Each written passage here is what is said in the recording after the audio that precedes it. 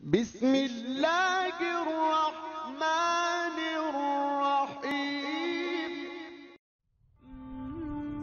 مولانا طارق جمیل صاحب کے بارے میں کسی نے کہا ہے کہ وہ روایات احادیث غلط بیان کرتے ہیں، مگر وہ تو روایات بیان کرتے ہیں جس میں لفظ آگے پیچھے کر دیتے ہیں، اس کا تو کوئی مسئلہ نہیں پیارے بھائی۔ اگر معاملہ صرف لفظ آگے پیچھے کرنے کا ہو پھر تو اتنا بڑا مسئلہ نہیں ہے، مفہوم بھی انسان احادیث کا بیان کر دیتا ہے۔ وہ اضافے کرتے ہیں، اپنے پاس سے بنا کر پیش کرتے ہیں۔ میں کہوں گا تو کوئی کہیں گے جی چونکہ مولوی صاحب تو ویسے ہی ان کے خلاف ہیں اس لیے بات کرتے ہیں، میں قطعاً ان کے خلاف نہیں ہوں۔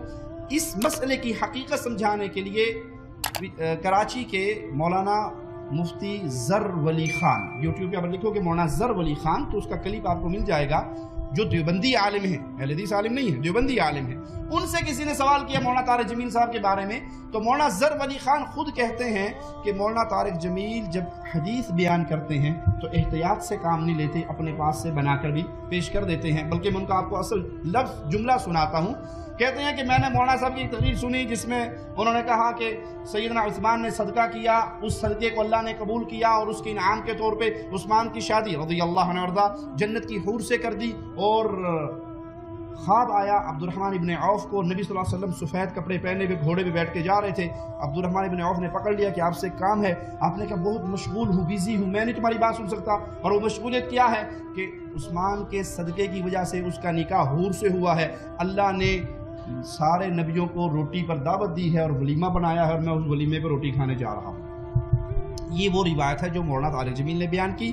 مفتی زر ولی خان نے یہ روایت سننے کے بعد اپنے تبصرے میں یہ کہا مجھے نہیں پتا ہے مولانا طارق جمیل کون سی کمپنی سے حدیث لیتے ہیں۔ عثمان کی زیارت ہو گئی تو رات کو عبداللہ بن عباس کو خواب آیا۔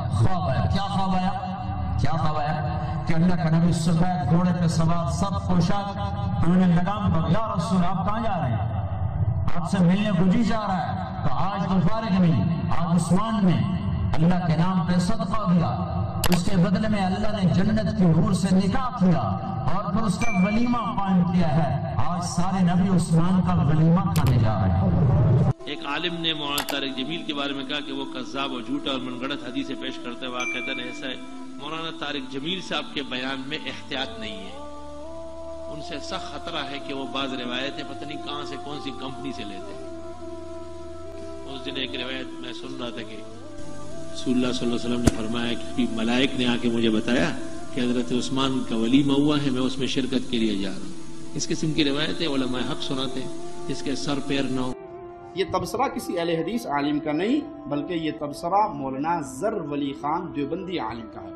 تو ان کی روایات میں، ان کی تقاریر میں احادیث کے اندر اضافے اور موضوع ترین من گھڑت ترین روایات کو حدیث رسول بنا کر پیش کرنے کی ایک عادت ہے۔